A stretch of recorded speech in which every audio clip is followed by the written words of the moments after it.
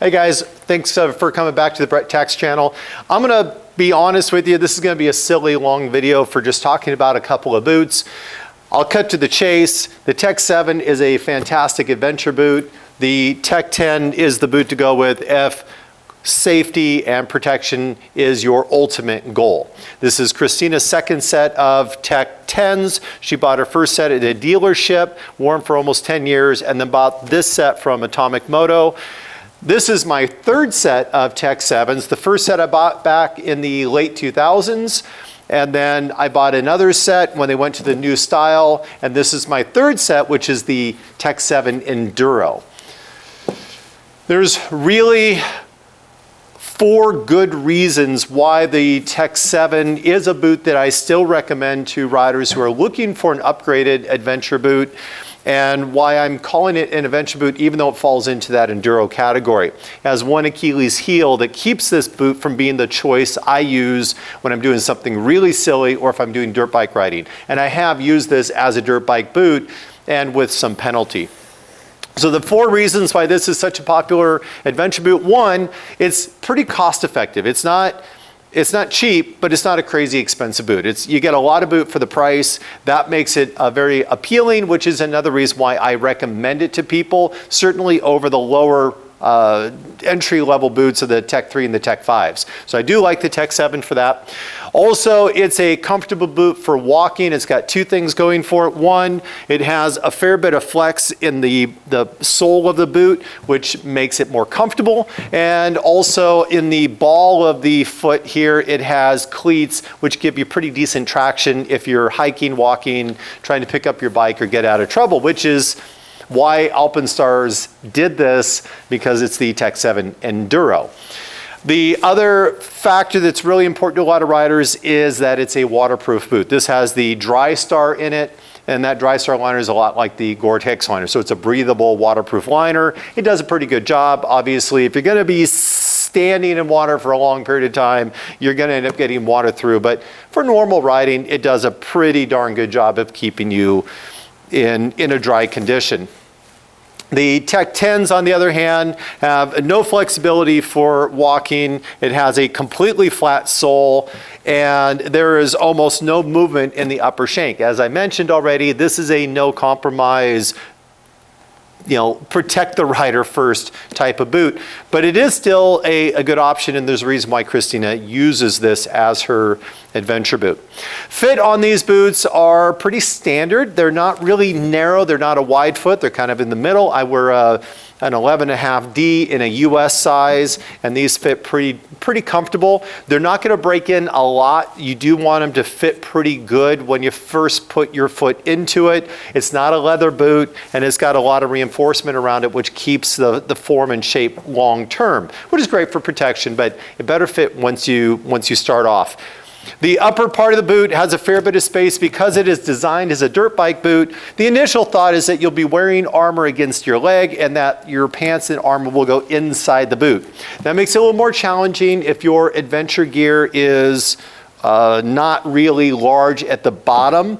You may not be able to get your pants over the top of it. If that's a concern for you, then make sure you try the boots on first, because the shin guard on it is fairly beefy. And the same is true with the Tech 10. So they're both about the same. Again, these are dirt bike boots by design being used by us as adventure riders.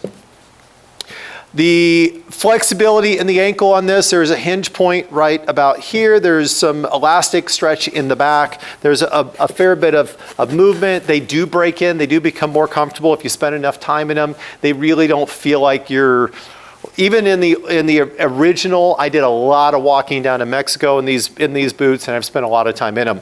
Not bad once you get used to it. They're both going to be warm boots because they have so much coverage. The waterproof comes at a price, and the fact that it's going to be a lot warmer. Now, as far as full protection goes, I'm going to score boots on a scale of 0 through 3. A 0 being zero off-road protection. It means abrasion protection only if you fall down on the pavement. Both of these boots are going to meet that qualification for abrasion. To get into the adventure touring category, I'm going to require 2 things out of boots. I want midsole support so that when you're standing up on the pegs, you don't end up with fatigue. It also helps protect you. And both of these boots, being dirt first focused, are going to meet that requirement. Also, the mid-calf rise, a lot of your adventure boots sit down a little bit shorter, and I'm not talking about ankle boots or the ankle height. I'm talking just not really a mid-shin boot. Both of these have that higher boot because the armor is supposed to be tucked inside. So they both already meet that category for adventure touring boots. In the enduro category, it needs to meet 2 more steps, and that is the toe box. I want to make sure that this toe box here is got enough support that if something lands on it, or if you bump into something, that you're not going to end up with a broken toe or injury, or at least reduce the likelihood of that. Both of these are going to meet that standard. And then also crush protection. Now with crush protection, what I'm talking about is really lateral movement on the motorcycle, or the motorcycle boot. And the fact that if I were to take the boot and just kind of put some pressure at the top, pressure in the middle, and push, does it flex and bend, and how much resistance does it take? This one takes a little bit of resistance, but it does bend. If I go the opposite direction, it's a lot more resistant. The other thing I look at for crush protection, and again, we can only see so much from the outside. We don't get to see how they're designed inside. These boots look very similar when you're looking at them, but these are very different boots when you look at the construction. The other thing is, if I push down on the boot, almost like CPR, trying to save my boot and trying to check for the balance or the bending there, how much movement does it have? It does have a fair bit of protection for that. So it does get that crush protection for the Tkacs 7. The Tkacs 10s really take it to a new level. I'll show this one that's kind of buckled here. When I go to bend the Tkacs 10, it doesn't move at all. Same thing on this other side. If you're going to put your foot down or get caught up in something, this boot's going to provide considerably more protection. And the same thing happens when I go to push down on it. Where the Tkacs 7, you can feel it kind of collapse where you push down. You can feel when this pushes down, it's the full length of the boot. It is extremely stiff. When you look inside the Tkacs 10s here, when we open this up, they have a bootie on the inside that also has bracing, a protective cup, and this is going to keep you, it's not just the outer boot, it's the bootie as well. No compromise, protection first. That puts both of these boots into my qualification as a level 2 protection enduro boot.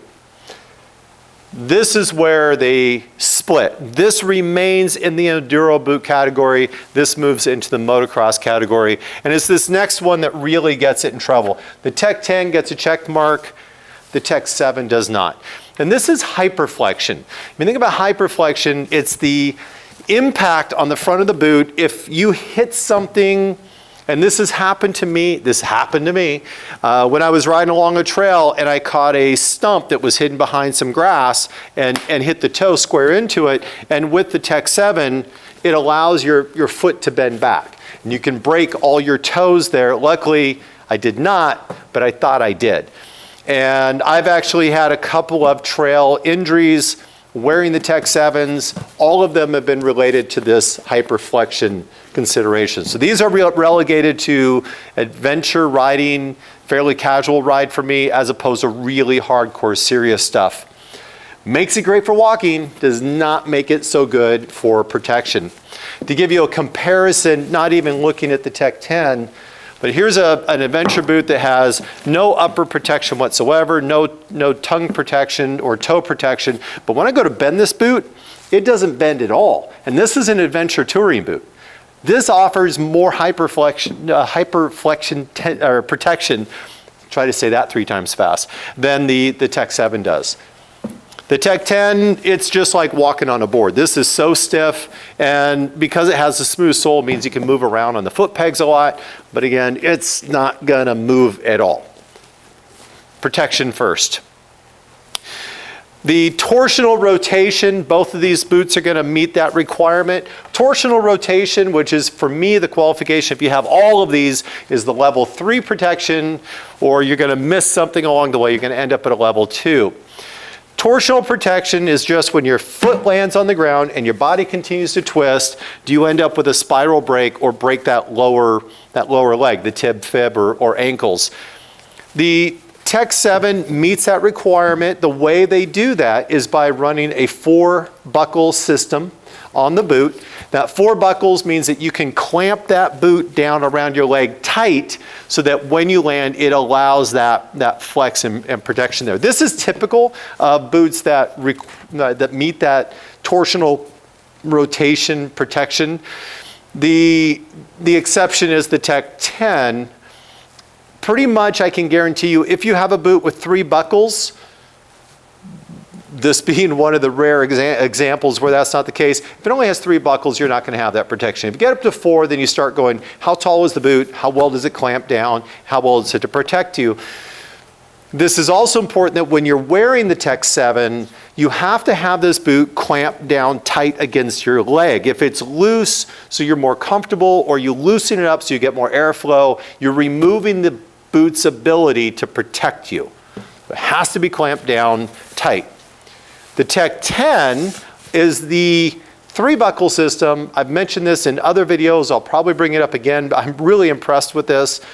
It only really needs those 3 buckles because this shaft, this upper and the lower, are so stiff and so restrictive that all they have to do is clamp the whole thing down like a clamshell rather than individual strap points on your leg.